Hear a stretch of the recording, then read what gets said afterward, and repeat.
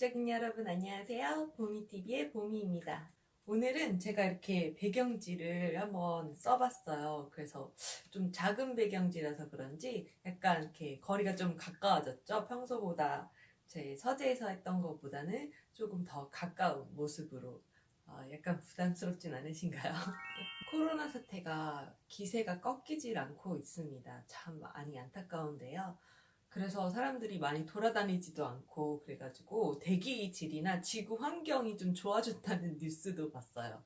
인간이 생산 활동을 스탑하니까 공기가 자연히 숨을 쉬더라. 어떻게 보면 좋은 사이드 이펙트네요. 저는 요즘 회사에 좋은 일이 생겼어요. 그동안의 힘든 과정들을 다 지나가고 나서 제가 이제 규제 샌드박스라고 해가지고 국내에서 좀 규제로 법으로 묶여있던 것인데 스타트업에서 혁신적인 기술이나 서비스를 통해서 고객한테 혜택이 될 만한 서비스를 선정을 해서 일정 기간 그 서비스를 시행할 수 있도록 유예해주고 보호해주는 그 권한을 주는 역할을 하거든요. 뭐 과기부나 여러 가지 부서들, 정부 부처에서 샌드박스를 다양하게 도입을 했는데 그 중에서 저희는 금융규제 샌드박스를 통과했습니다. 시대가 엄청나게 빠르게 변화하고 있는데 법이 그거를 따라가는 속도가 참 느립니다. 인터넷도 너무 발달돼 있고 유튜브 성장세만 봐도 이렇게 빨리 클 줄이야. 그죠?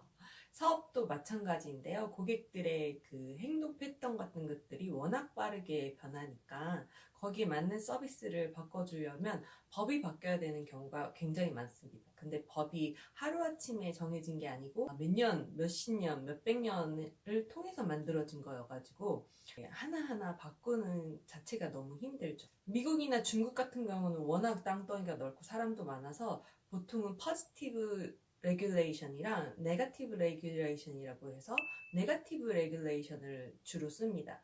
네거티브 규제란 안 되는 거는 나중에 걸을 테니 무조건 먼저 해봐라. 처음부터 막는 게 아니라 서비스를 자유롭게 해주고 문제가 생기면 막겠다라는 규제이고요. 포지티브 규제는 법에서 허락한 것만 시행을 해라. 법 이외의 것은 불법이니까 하지 말아라 라는 큰 범주로 이해를 할 수가 있어요. 그래서 한국은 포지티브 규제에 있는데 그것이 여러 스타트업의 혁신을 더디게 하는 현상이 벌어지고 있습니다. 그래서 미국 같은 경우는 워낙 글로벌한 IT 기업들이 빠르게 성장해서 상장까지 하고 전 세계 시장 점유율을 가져가고 있는데 반해서 한국은 그 발전 속도가 더디죠. 한국에서 물론 언어적인 이유도 있겠지만 한국에서도 더디게 크니까 좋은 서비스임에도 불구하고 해외까지 확정하는 게 쉽지가 않은 상황입니다. 그래서 유니콘이라고 많이 들어보셨죠? 스타트업계에서는 1조 이상의 기업 가치를 가진 기업들을 유니콘이라고 하는데 그 유니콘이 이제 아무것도 없는 작은 스타트업 소규모의 그 창업자 멤버들이 아주 기업을 쫙 키워가지고 조 단위의 기업 가치를 만드는 게 보통 힘든 일이 아니잖아요. 그래서 그런 기업들을 유니콘이라고 하고 매번 기사에 나오잖아요. 한국에는 유니콘 기업이 적다. 해외 미국, 중국은 엄청 많다. 막 이렇게 비교하면서 한국의 규제 혁신을 외치는 곳곳에 소리가 있습니다. 저희도 유니콘을 꿈꾸면서 사업을 하고 있는데 금융은 이제 라이센스 사업이기도 하고 돈이 걸린 거고 소비자들의 피해가 있는 경우가 있잖아요. 이의진 사건 같은 것들 뭐 라임 사태, 뭐 폰지 사기, 뭐 돈으로 관련된 사건, 사고, 사기 같은 게 워낙 많으니까 더 다른 분야에 비해 규제가 많은 편입니다. 그런데 이번 정부가 좀 혁신적으로 추진했던 거는 규제 샌드박스를 통해서 혁신적인 서비스들을 많이 키우겠다라는 기조를 보였고요. 저는 3년 전부터 중소기업 장관님들 2분 정도 뵙고 여러 스타트업 기업 중에 한 분야의 대표로서 가서 어떤 규제 때문에 힘들었는지에 대해서 발표하는 시간을 가졌어요. 대한상공회의소 박용만 회장님과 그리고 박영선 장관님 그리고 그 이전에 또 장관님 만나면서 저희가 금융규제로 인해서 기술을 만들어서 특허를 받아놨는데 그거를 현실에서 적용하기가 너무 힘들다. 그래서 이런 규제를 완화하는 시스템이 있으면 좋겠다. 그리고 규제 샌드박스가 막상 시행됐는데 저희 말고도 그런 것들을 원하는 기업이 많고 보통은 조금 안전한 그런 비즈니스 모델 측면을 먼저 기회를 주니까 더 빠르게 성장해야 될 저희 같은 기업은 또 샌드박스를 만들어주세요 하는 데까지 어필을 하고 기여를 했는데 그거를 통과되기까지 저희가 1년이 넘게 걸렸습니다.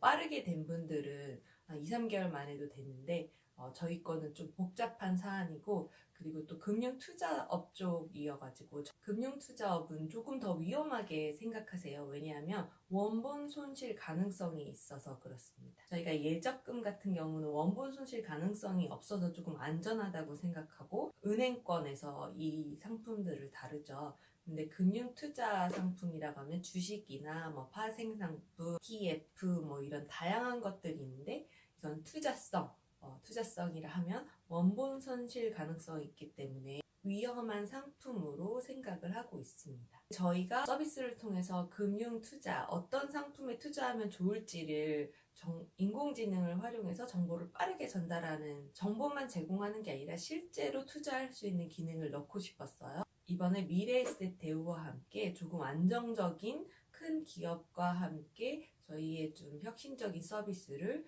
출시하기로 하였습니다. 이번에 금융규제 샌드박스를 통해서 100건 이상의 혁신 서비스가 지정이 됐고 저희도 그 중에 하나의 서비스로 지정이 되었습니다. 서비스는 올해 7월 출시를 목표로 개발이 진행될 거고요. 증권사 앱을 통해서 해외 주식 같은 것들을 투자를 할 수가 있는데 무엇이 그렇게 특별하냐, 왜 혁신 서비스냐고 하면은 첫 번째로는 소액으로 투자가 가능하다는 점입니다. 워런 버핏의 버크셔 해서웨이의 주식을 사고자 한다면 거의 억 단위가 드는 주식도 있어요.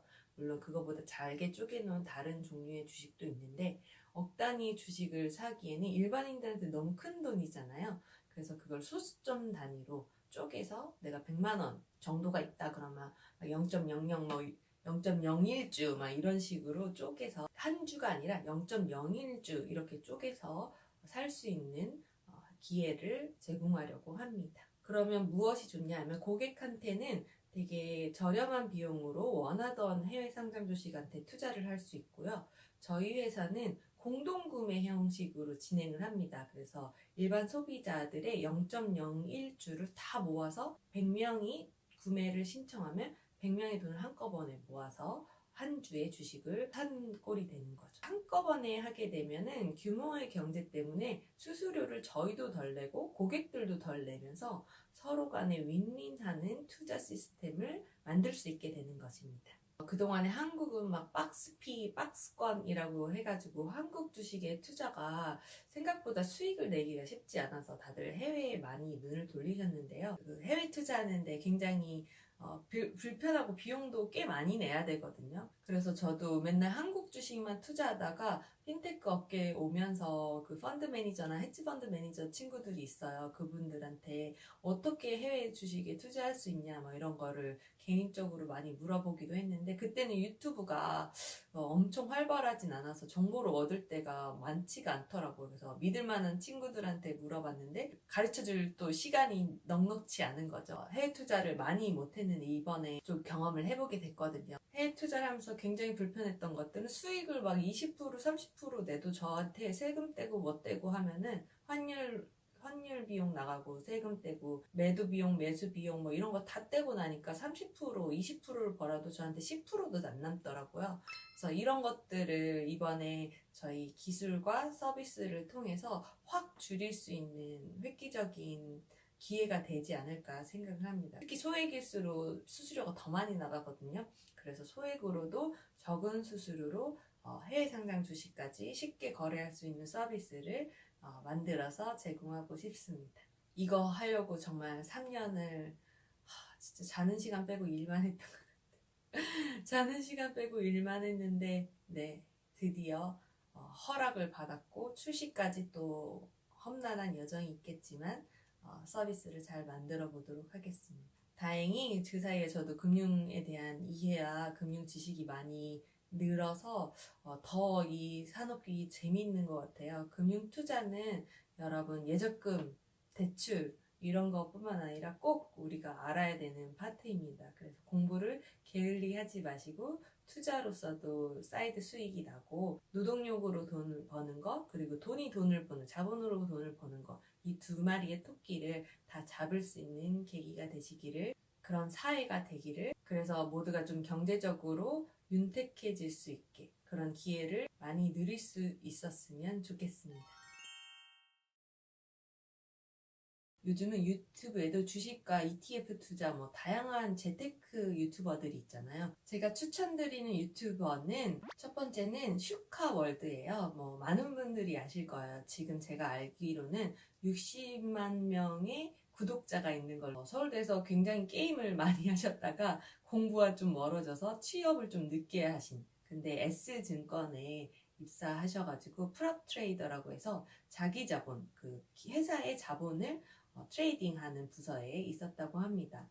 그리고 방송도 한 10년 넘게 하셨어가지고 되게 입담이 좋으세요. 그래서 경제에 대해서, 투자에 대해서 재미있는 썰과 함께 자기만의 분석 그리고 기사화된 내용들을 일목요연하게 정리해서 이야기를 해줍니다. 두 번째로는 그 소수몽키라는 분이 계십니다. 이분은 해외 주식 투자를 잘 하시는 분인데 회사원이셨다가 지금은 전업으로 투자도 하고 유튜브도 하고 다양한 그 재테크 정보 관련해서 적극적으로 활동하시는 것 같아요. 해외 주식 투자로 배당을 월세처럼 받으면서 그리고 좋은 해외 주식 투자를 어떻게 하는지에 대해서 2030이 이해할 수 있게 쉽게 재밌게 설명을 해주십니다. PPT 같은 것들을 활용해가지고 해외 기사들이라든지 그 기업에 대한 분석 그리고 리포트 그리고 실적이나 고려해야 될 사항들에 대해서 저희가 미처 공부할 시간이 없을 때 이분은 직접 그 해외 주식 투자를 오래 한 사람으로서 어떤 포인트에서 우리가 이걸 생각하면 좋을지에 대해서 저희의 눈높이에 맞게끔 설명을 해주시는 것 같아요. 세 번째는 유튜버 챔. 수학과를 나오시고 지금은 서울대에서 금융공학, 파이낸셜 엔지니어링이라고 하는데 금융공학을 석사로 공부하고 있는 학생이세요. 그전에는 증권사에서 애널리스트로 일을 하셨더라고요. 그래서 리포트도 굉장히 많이 내셨고 대학원을 가면서 공부를 하다가 이제 수익원에 대한 고민을 하게 돼서 재테크에 관련된 강의 같은 것들을 시작하셨던 것 같더라고요. 그래서 강의를 하다 보니까 컨텐츠가 쌓이고 그 컨텐츠를 유튜브로도 공유하고 그래서 그게 인기가 점점 빠르게 상승을 하고 있습니다. 젊은 여성분이시고요. 젊은 시선으로 똑부러지게 그리고 알기 쉽게 설명을 해주십니다. 예쁜 유튜버이셔서 보는 화면도 예쁘고 그 예쁜 분이 또 말도 잘하고 똑똑하시니까 재밌게 보는 채널 중에 하나입니다. 오늘의 영상이 도움이 되셨다면 구독과 좋아요, 알림 설정까지 또 부탁드리겠습니다. 저는 다음 영상으로 또 찾아뵐게요. 감사합니다. 안녕.